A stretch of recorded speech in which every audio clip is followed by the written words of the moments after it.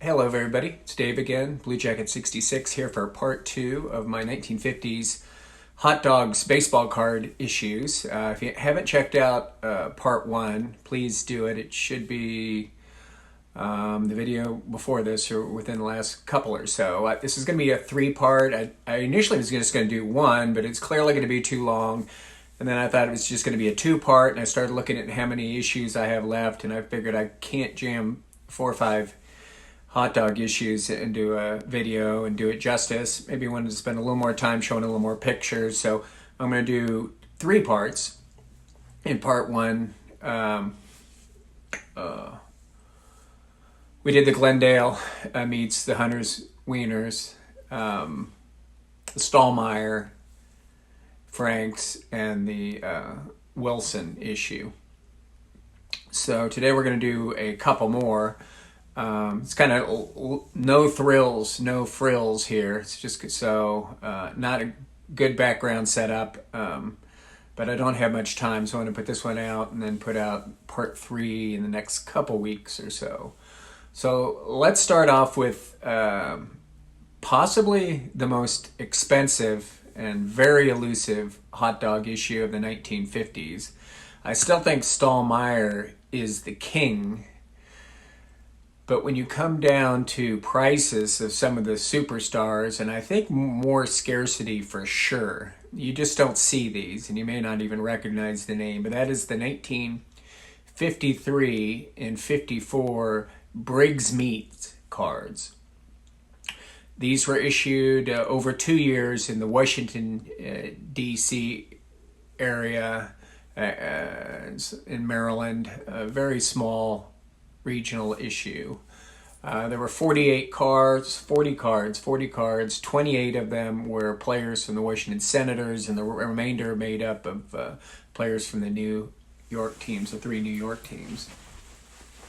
I like, really fascinated to me is studying up on the early cards, early pre-war cards, and especially some of the tobacco and candy issues. Really love the candy issues and the confectionaries and who made them and their history of their candy making and who bought them out and whatnot. So I looked a little bit into this as well. And I guess Briggs Meat started off in the late 1800s. These are always European immigrants that start these companies. I didn't delve into it a lot, but it looks like it was acquired by Wilson Meats in the 1960s, who in turn was acquired by a group out of Dallas, Texas called LTV. I believe that was in the early 80s. And Wilson Meats was so profitable, and unfortunately Briggs Meats and their packing plants there in Landover, Maryland was not profitable. They decided to close down that plant, and essentially Briggs Meat became a part of Wilson Meats and LTV. I think that was for, they still put out products under the Briggs Meats packaging, but there was no Briggs Meat ownership anymore. It's my understanding that very shortly after that they were bought out by Mash Hams in the 1980s. After that, I'm not sure what happened, but I did find a package of smoked sausage that interestingly has the Briggs label on it, as well as SK Meat, SK Incorporation.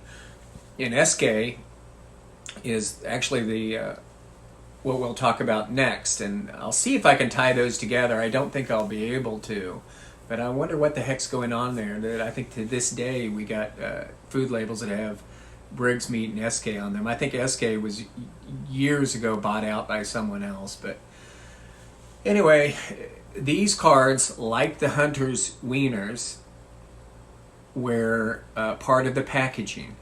I know there's some people think because there's grease on them and whatnot that they were within the hot dogs. They were not.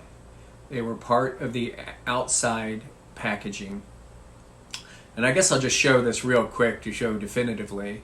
I mean, number one, they're all hand cut. Number two, take a look at this Hunter's Wheat meat packaging, and also take a look at this card from Briggs Meats.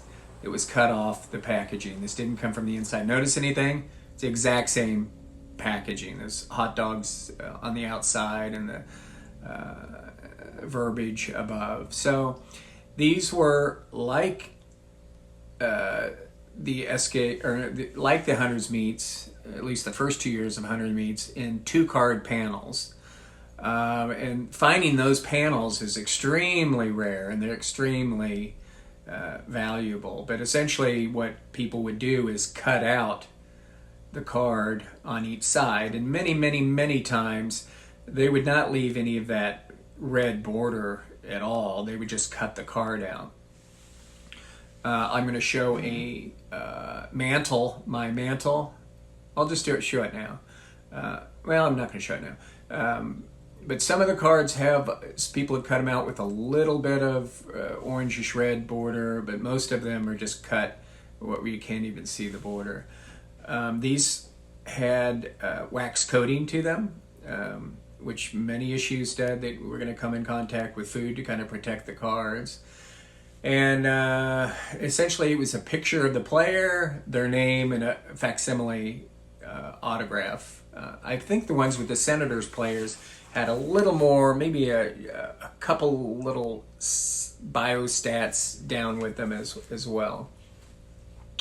Again, there's 40 players, but the notables are Gil Hodges, Monty Irvin, Mickey Mantle, Willie Mays, Don Newcomb, Phil Rizzuto, and Duke Snyder.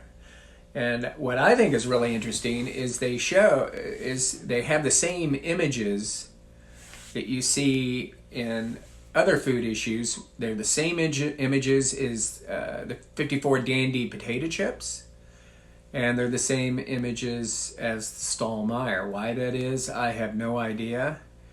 I'm going to show you my 3 mantles.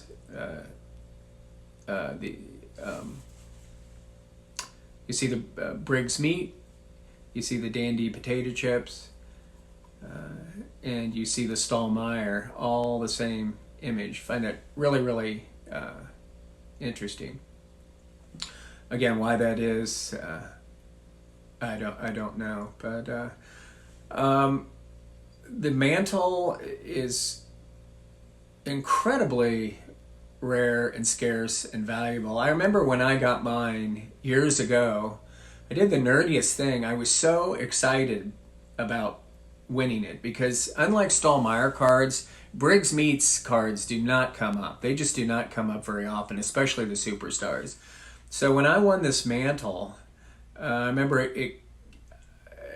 I won it, I think I was out of the country when I went in Mexico or something like that. But anyway, it came in, and it was in a box within a box, and it was one card, but it came in this very large box.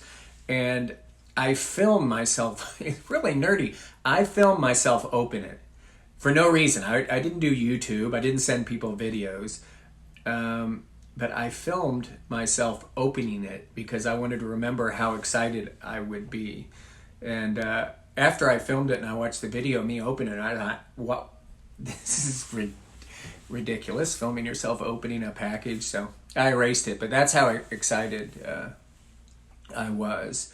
Here is my Willie Mays. This is a good one because, again, you don't see people cut out with any sort of that orange border. And they'll all say hand cut. Some of them get a number for some reason. Why on these hand cut issues some cards get numbers, some don't is absolutely absurd. But this one is really, I think, one of the nicest mazes out there. And there's not very many of them out there at all because it's got an orange border. And it looks super cool. I made a video when I got that card several years ago. So, yeah, these are very difficult. And they come, a lot of times, some smart person would cut out the entire panel. And I know at Huggins and Scott auction several years ago, there was a lot of panels up. and sold. And instead of someone just cutting out the card, they cut out both cards and kind of cut around it. And those are of course even super duper scarce. Here's a picture of a Mantle and Bauer panel, of course hand cut off the package, and I don't know that there's another one than this one. There may be, I don't know, but this one, look at that price it went for, and that was in 2009. I can't imagine what that'd go for now. So,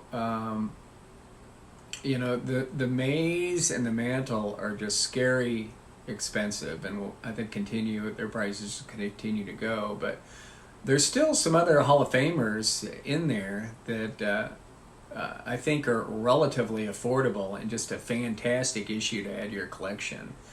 The Duke Snider looks just like it's the Stallmeyer, and Monty Irvin, Gil Hodges, some Hall of Famers there. So you won't see these very often, but now that you know about it, take a look for them.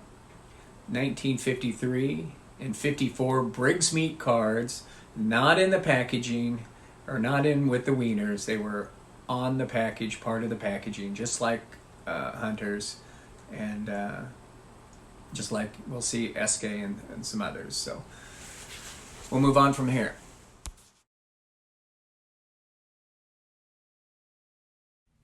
Okay, we're back again, and this time we're going to talk about the incredibly rare 1954-1955 SK hot dogs issue out of Baltimore, Maryland, from the SK Foods Company. These cards are extremely scarce. If you look at the populations under PSA, which I hadn't, but I decided to. I knew they were rare. There's of each player, there's usually less than 5, and not all players, I'm sure, I think, are even documented on their checklist. So I have a couple of these, and I find they're interesting just for type cards for food and beverage. Now, these populations, clearly, they're rare. But you have to realize that a lot of collectors like myself and others, you don't just throw it into a PSA slab. It's part of your collection, and they're so scarce it doesn't really matter the grade. And a lot of these food issues are in poor condition as it is. But so I talked about that Briggs SK food product. I couldn't quite figure it out, and I didn't figure that out when I looked up SK to figure out what their company was all about. Another late 1800s German immigrant who comes to the United States and starts the food company, the SK Food Company. They opened their first factory, their factory in Baltimore in around 1920, and there it stood, where they would slaughter their own cattle and make their food products. It's kind of an interesting company.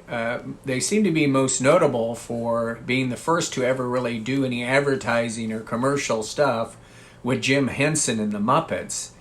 And I guess there's a relationship with SK Foods and Meats with Jim Henson back to 1959 and through the 1960s. And in fact, there's commercials with Kermit the Frog singing the SK Meats logo or song. It's pretty interesting. So I guess that lasted through the 60s. As far as the hot dogs, it's my understanding that they stopped making hot dogs just a couple years ago. I think they were the hot dog of Camden Yards and the Baltimore Orioles for some period of time. I'm sure that wasn't a permanent thing, but I think that they stopped making hot dogs a couple years ago, but they're still in business and have made a variety of meat products over the years and still standing in Baltimore. So they were on the bandwagon too, as many of these hot dogs and food companies were in the 1950s.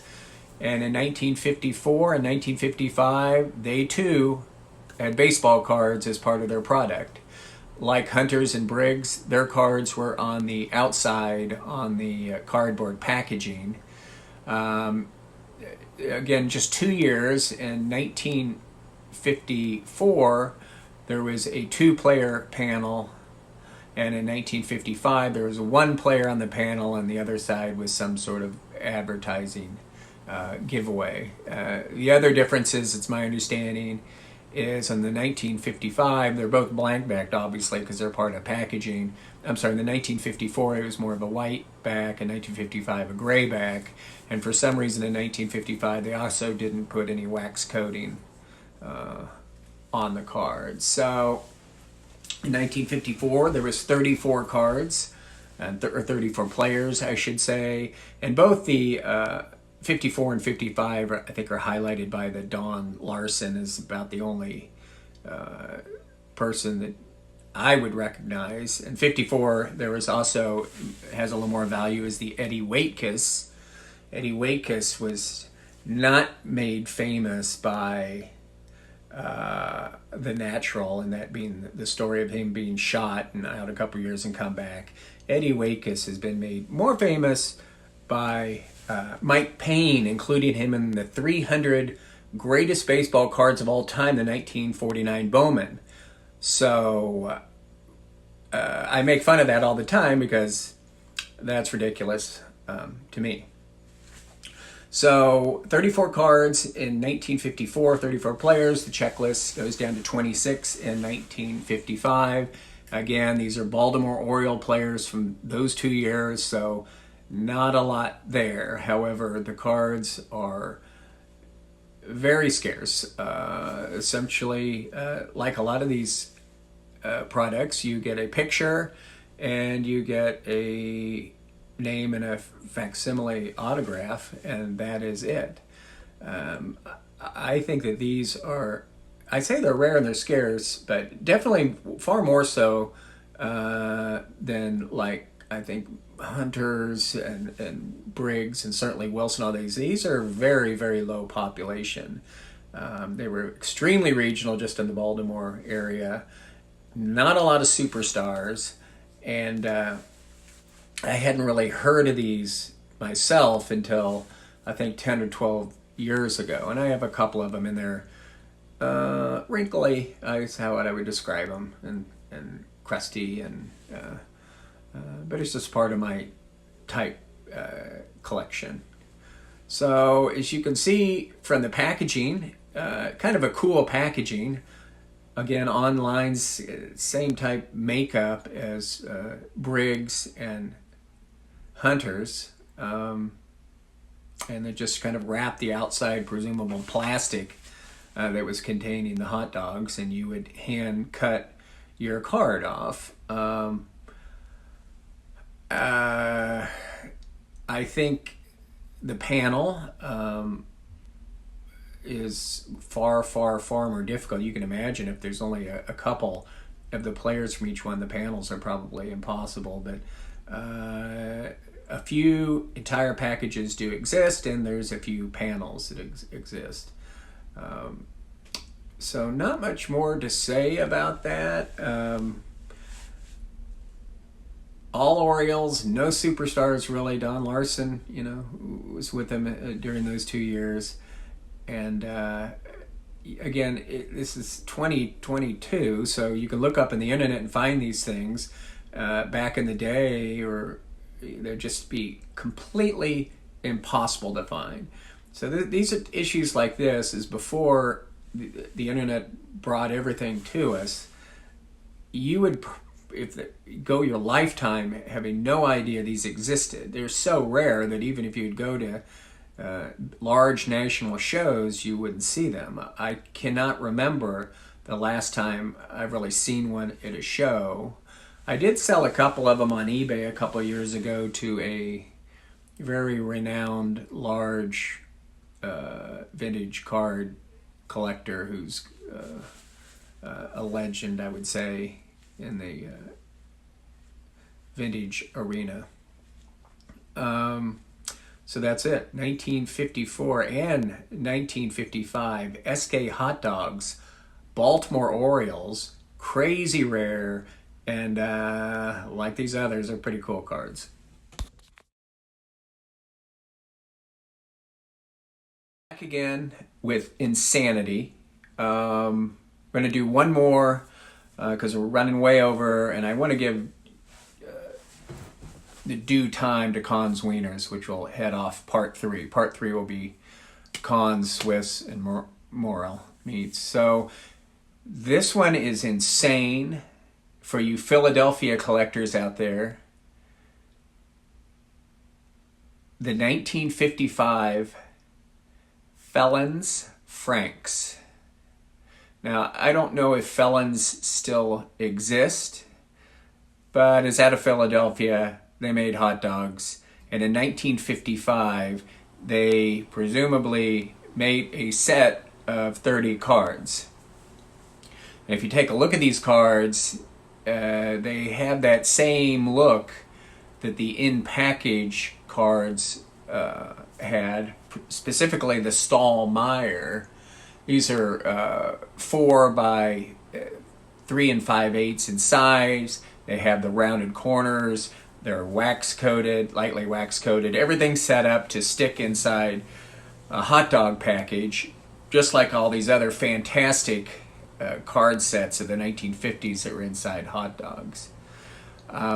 There's a checklist, and I don't know how they came up with this checklist. There's a checklist of 30 of the Philadelphia Phillies from the 1954 season.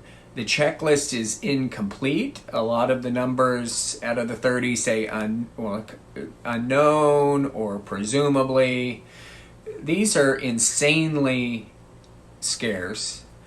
And there's good reason to believe that these were never actually released in packages of hot dogs, that they were produced or perhaps test issues and never released. And why do we say that is the only known examples, I think, came out of a very small hoard find in the 1980s. I don't know myself of any evidence that these were ever packaged up in hot dogs.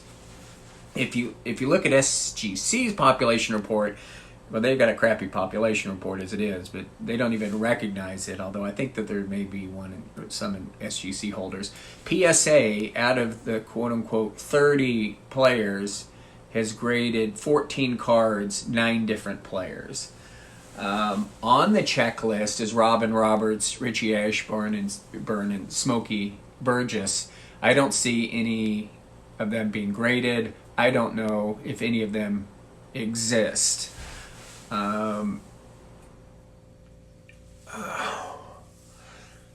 a very interesting issue.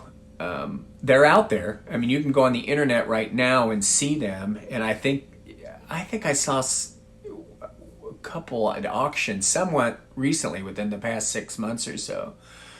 I cannot imagine what a Roberts or Ashburn, if one would surface, would go for. It'd be a monstrous amount of money, because even the players that are common players that have been to auction sell for a great deal of money.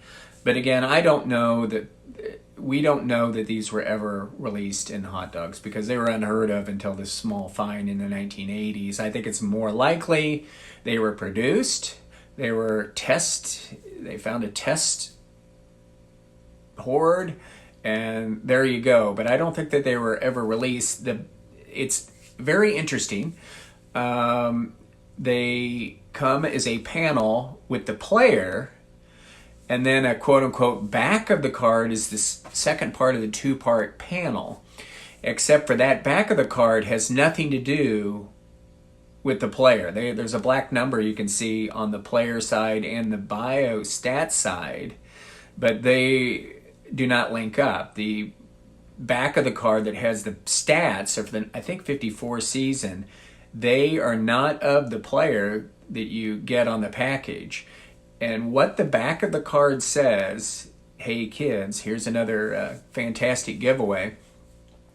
What you had to do is match up a player with his correct stats.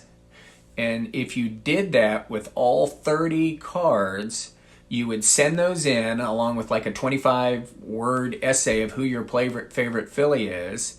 and you would be entered or win the prize. I'm not sure which. You can kind of look at that back of that card if you can focus in on it better. So essentially, you got the package of Wieners that came with the quote-unquote 2-card panel there, but the stats you see have nothing to do with the player on that same package panel. And what you had to do is buy enough hot dogs that you would find the stat for Roberts and match it up with his picture. So you'd have to cut these, of course, to match those up. But there's no evidence that I know of. None of them that are known have any hot, that Stallmeyer, well, all these are hot, greasy, nastiness. They're all actually in pretty good condition.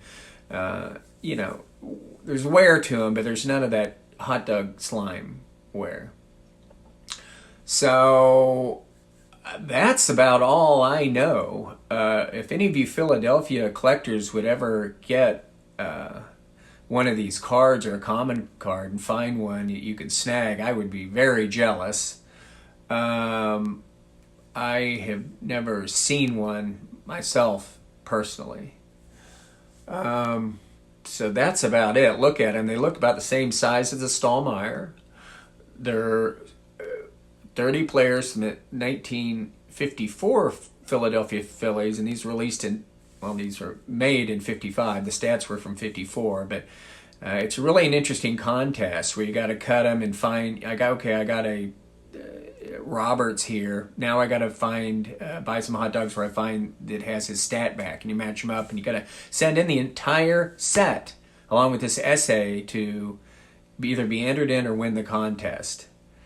And again, PSA's population report is 14 of 9 different players, and I can't find anything in SGC. Probably some of these exist raw. A lot of them do, but I'm not sure that the total population in the world, at least as we know now, is 60 for these, and it's we don't know. I don't know where they came up with this checklist. It's just crazy.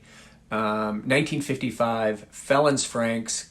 Wow, cool hot dog issue from the 1950s. Thanks a lot. Be looking for part 3, maybe in a couple weeks, where we will dig into Kahn's Wieners, which I love, and again the Swift Meats and the Morel Meats out of for the Dodgers. I may throw in a little thing on Armour. Hot dogs or Armour meats, but we'll see. Okay, and thanks for sticking through this. I know it's kind of rough, but it's interesting stuff for vintage collectors, and I hope you enjoy. Thanks.